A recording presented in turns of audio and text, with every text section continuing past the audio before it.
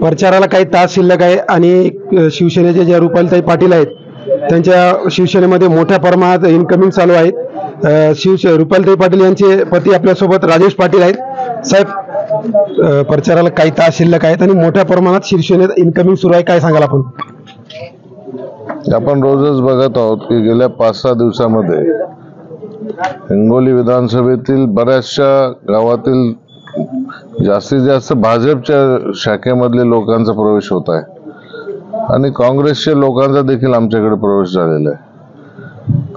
आणि प्रवाहाच्या सोबत जाण्यासाठी गेले 10 वर्ष सत्ता आपण सगळं जनतेने बघितलेले की काय चाललंय काय नाही। आज सोयाबीनचा दर 3500 वर आला आजच्या तारखेमध्ये।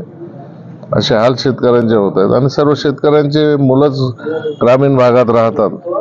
त्यामुळं सरकारला धडा शिकवण्यासाठी आणि बदल घडवण्यासाठी हा मोठ्या प्रमाणावर प्रवेश या ठिकाणी होत आहे आणि उद्याचा दिवस देखील बरेचसे लोक आणखी उद्या पण प्रवेश करणार आहेत। हिंगोलीमध्ये देखील बरेचसे प्रवेश आज होणार आहेत। आपल्या समोर येतील हे लोक। अनेक दिग्गज नेते या निवडणुकीच्या रिंगणात आहेत। आपल्या पत्नीला निवडून आणण्याचं एक आपल्याकडे आव्हान असणार आहे, कसं बघता याकडे? नाही, आव्हान तर प्रत्येक माणसाला रोजही आव्हानच असते। आज काय आम्ही नवीन इलेक्शन नाही, आम्ही प्रत्येक इलेक्शन हे आव्हान म्हणूनच घेतो। जनतेचं काम करण्यासाठी आम्ही आव्हानं घेऊनच कार्य करत असतो आणि निश्चितच रुपाली पाटलांचा विजय हा प्रचंड मताने हिंगोली विधानसभेत होईल। त्याचा सर्व जनतेचा प्रतिसाद पाहून या सर्वांना माहिती आहे आणि सर्वेमध्ये देखील तसेच रिपोर्ट्स येतात। इथले जे सत्ताधारी आमदार 10 वर्ष त्यांनी राज्य केलं विधानसभेवर, ते म्हणतात 50 वर्षात असं मी काम केलं नाही जसं काँग्रेसनं काम केलं नाही, ते मी 10 वर्षात काम केलं। या 10 वर्षामध्ये हिंगोली जिल्ह्यामध्ये हिंगोली विधानसभेमध्ये कुठलाही एकही प्रकल्प असा सांगण्यासारखा कोणी आणलेला नाही। मागील आमदारांनी नाही आणला आणि आमदारांनी नाही। रस्ते आणि गट्टू आणि नाल्या करणे हा याला विकास म्हणत नाही, याला जनता विकास समजत नाही। हे काम तर सरकारचंच असते की मूलभूत सुविधा पाजण्याचं, जनतेला स्वच्छ पाणी, रहदारीसाठी चांगले वाहतूक व्यवस्था, चांगले रोड आणि नाल्याचं सांडपाण्याचं निचराकरण हे सरकारचं कामच असते।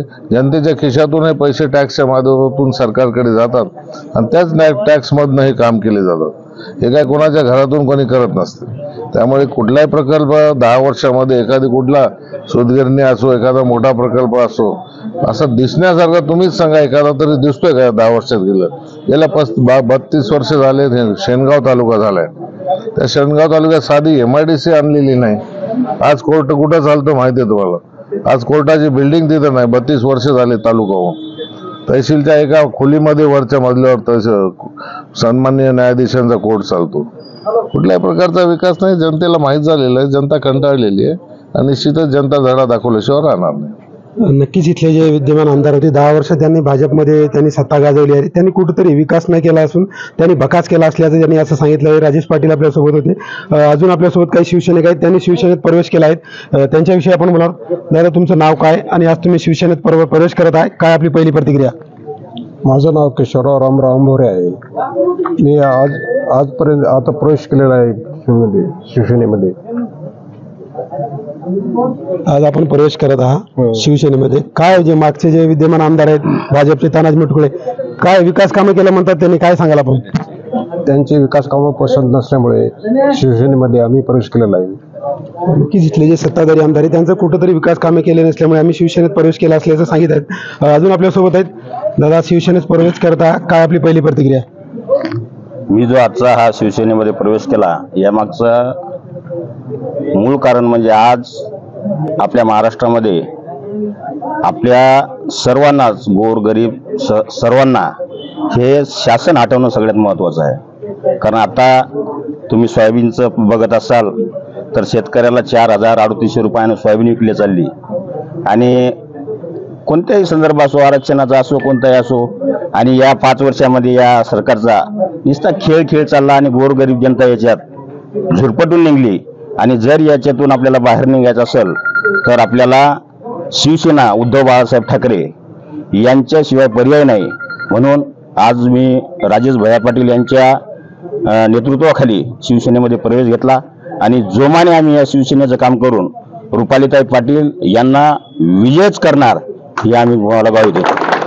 इथे जे भाजपचे सत्ताधारी आमदार आहेत त्यांनी असं सांगितलं होतं कुठेतरी मराठा समाजाला आरक्षण मिळालं नाही तर मी 2024ची निवडणूक लढवणार नाही. काय सांगता यावर? त्यांचं काहीच खरं नसते. त्यांचा फक्त तो सफेद बंगला आहे का नाही तेवढाच त्यांनी केला आणि रोड केले म्हणजे काय हे सगळेच करतात. रोड काय कोणी खिशातून करत नाही. कोणताही आमदार असो खासदार असो रोड एखाद्या आमदारानं काही खिशातून केलं नाही. हे रोड गिड केले त्याची टक्केवारी खाल्ली म्हणून सफेद बंगला झाला.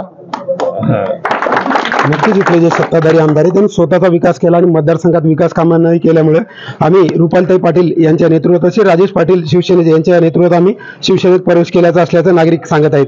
आणि नक्कीच या विधानसभेत रुपालताई पाटील यांचा विजय होणार असल्याचा ठाम विश्वास त्यांचे पती राजेश पाटील यांनी व्यक्त केला आहे. Farukh Shaikh, news state Maharashtra, Hingoli.